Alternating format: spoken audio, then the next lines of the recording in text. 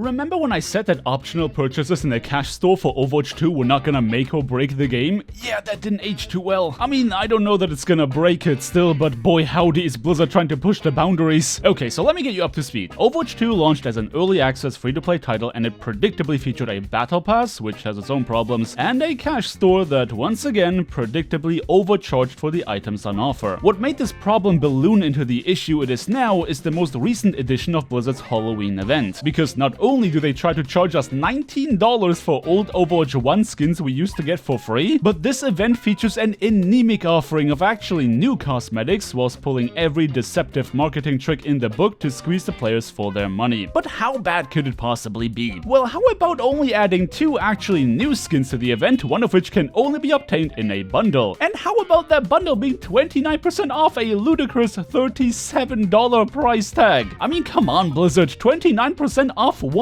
These items weren't previously available, and you can't even buy them separately if you tried, so how did you come to that conclusion? Are you actually trying to tell me that this limited time seasonal item bundle will be sold for a ridiculous $37 once this event is over? Just last time I praised you for not pulling an Apex Legends in regards to forcing us to spend money on cosmetics we don't want, just to grant us the privilege of spending even more money on one cosmetic we do want. And now you're literally doing exactly that! Oh yeah, did I forget to mention that an Overwatch 1 skin that they sold for $19 is soon gonna become a free Twitch drop? Because hey, we gotta recycle that content while the iron is still hot, am I right? Don't even get me started on the McDonald's promo. All of this is bad, like really bad, and it puts a bad taste in my mouth for what is otherwise a really fun game and frankly a pretty good rendition of a classic seasonal event. But this isn't even the biggest problem, if you ask me. Listen, I'm willing to admit that I was completely wrong about how much I believed people would care about the prices in the cash store. But in my mind, all of this is exacerbated by what is arguably one of the most unsatisfying progression systems Blizzard could have come up with. When your whole game is so stingy with its willingness to give players any sort of reward for their time spent playing, things like new cosmetics being closed off behind insane price tags will sting even more. So let me take this opportunity and talk about why I believe people are so angry about this event, because to me, it all comes down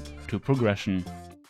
Basically, Overwatch 2 has a total of 2 forms of progression: cosmetic progression in the form of a free or paid battle pass, and competitive progression in the form of your rank. Now I'm sure that all of you have one that you care about more than the other, likely depending on how seriously you wish to take the game. But let me make one thing very clear, because it's a sentiment I've seen echoed a fair amount. Why should we care about cosmetics in a free game? To put it simply, for you to play the game for free, somebody else has to pay for it. If we want to play Overwatch, it is in all of our best interest for Blizzard to find the right balance in their reward system to keep players playing. No matter how fun a game is, if players don't feel rewarded for their time, chances are a lot higher they will eventually fall off the game than if they were to get something rewarding on a regular basis. Blizzard needs free-to-play players in the game to fill out the queues, so that paying players have a good enough time to want to spend money. So what exactly is so bad about cosmetic progression in Overwatch 2? In short, there is none. Free-to-play players get a tiny offering of very limited, mostly undesirable cosmetics as part of the free battle pass. And even if you pay the $10 Blizzard asks of you, you could be shit out of luck and find that the only cosmetic for your favorite hero is something stupid like a voice line. And besides that battle pass, there's literally nothing else next to the odd achievement to get very specific items. Well, except for competitive play, but we'll get into that one in a bit. That in itself wouldn't be that big of a problem if it wasn't for the fact that it takes absolute ages to unlock what a little is there. Now don't get me wrong, if Overwatch 2 is the only game you play, making your way through the battle pass in the time it is available should be absolutely no issue. But I think we can agree that for a game to thrive, it needs a strong casual community. The hardcore 10% of the player base or whatever are not gonna keep the lights on, so the battle pass needs to find a balance for the hardcore as well as the casuals. But it wasn't until the double XP weekend that I realized just how bad this system actually is. And I say that as somebody who already thought it wasn't great. Essentially, the bulk of your XP which you need to progress the battle pass comes from your daily and weekly challenges. That encourages players to play the game every day in order to max out their XP gains, but leaves behind those who might only have 1 or 2 days per week to actually get anything done in the game. Now first off, hats off to Blizzard for this apology event where they give out free cosmetics and arrange these double XP weekends. Their marketing campaign for this game is actually extremely well laid out. The way they stagger out the drops and content releases this makes it so Overwatch 2 continues to stay in the spotlight even after its launch honeymoon period. With that said, I am fairly certain that the double XP weekends had already been part of that marketing campaign and were just rebranded as an apology because of the horrendous launch issues that occurred. But it wasn't until I read the fine print that my disappointment set in, because the double XP weekends only double your match XP. That's right, the thing that gives you the bulk of your XP, the challenges, are not affected by this event, and you can feel it, because as great as it feels to knock out several challenges at once for a huge chunk of progress on your battle pass, the worse it feels to grind away loss after loss once you've completed all of your dailies. Sometimes when I'm done with my dailies, I kinda just stop playing because I know there's no meaningful progress for me to be made until tomorrow. And that, even though the game is actually really fun. But fun as it isn't the only game I play, and it's not the only thing I want to do with my day.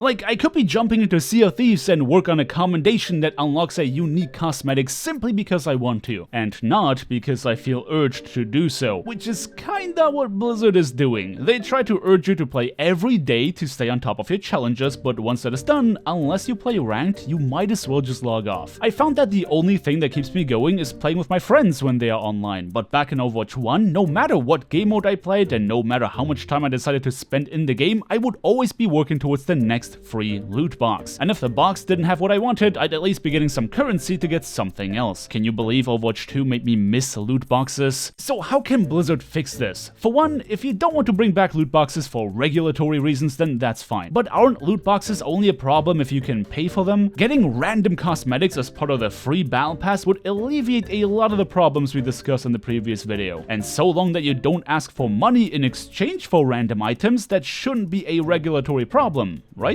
Furthermore, let us dismantle cosmetics that we don't want. There's no way for us to grind towards any non-battle pass related cosmetics because legacy credits are just that, legacy. Only Overwatch 1 players still have currency that they can use to buy a very limited amount of items. Why not give us that legacy currency as part of our challenges so we can get stuff for free that people are probably not gonna spend real money on anyway, like rare skins or voice lines. And as we discussed in the last video, our weekly challenges should not be resetting. For people that don't have time to play in one given week, it would be such a godsend to come back to all the missions we've been missing out on so we can make up our battle pass progress. Basically, we need catch-up mechanics. You know, kinda like how Apex Legends is already doing it. But also, stop putting premium currency behind these weekly challenges. I thought it was considered common practice to put enough premium currency into the paid battle pass itself to be able to get the next one for free. What do you mean I have to grind these out every single week before they reset to eventually be able to buy every other battle pass? I think a lot of us have grown accustomed to the idea of spending $10 once if we are really dedicated and keep grinding it out to the end, or $10 every season if we don't feel like finishing it. Really, all this is doing is creating this really shitty feeling of, oh man, I gotta play some more to finish my weekly so I don't fall behind. Instead of, oh nice, I still have some challenges I could work on, can't wait to log in. If the game is good, then you don't need to artificially force players to run their mandatory hours of gameplay every day. And tell you what, the game is good. This progression system literally just makes it worse. Frankly, Overwatch 2 would feel better if this system was gone without anything replacing it than it remaining as is right now. Because it feels like such a kick in the teeth to come out on the losing end of a nail-biter of a match just to see how little XP we get for our trouble. After 18 years of World of Warcraft where players told you they hate being forced to log in to do chores, I thought you would know better. And I say all that without even addressing competitive play because holy crap, this is not what I was expecting when you said changes are coming. I mean, I feel like it's a fairly simple design principle at this point that most developers agreed upon. Players like big numbers. They like seeing their numbers go up. So please, give us back our numbers. I don't want to sound like a broken record, but Apex Legends also has divisions, just like the ones you introduced, and they still show you the exact amount of rank points you need to climb into a higher one. This whole thing where you don't see where your rank is at until you won 7 games feels so incredibly unrewarding. I understand that for some people it kinda takes the edge off not to see their skill rating plummet after a devastating loss, but is that even a good thing? Isn't feeling on edge why we put our virtual numbers against each other? Why we risk lowering it in hopes of it going up? I mean, for crying out loud, is your UI team actually just that overworked, or did you remove the ranked icons on purpose because you didn't want to create social friction when the matchmaker messes up? People People want to see their ranks, they want to see the numbers go up, and covering up shoddy matchmaking by hiding the specific rank numbers of the players around you doesn't fix the fact that matchmaking is broken. Which, angry ranting aside, okay, you did call this an early access release for a reason, but please, you guys got so much good going on right now. The game is fun, the skins are good, and the marketing is absolutely on point. Overwatch is finally back, and I want it to stay that way, so please make sure that players feel rewarded for the time they spend playing your game, and that includes both competitive progression as well as cosmetic progression. Oh, and also, maybe you want to take a look at that cash store again, because Blizzard, your Activision is showing, and it's kind of embarrassing.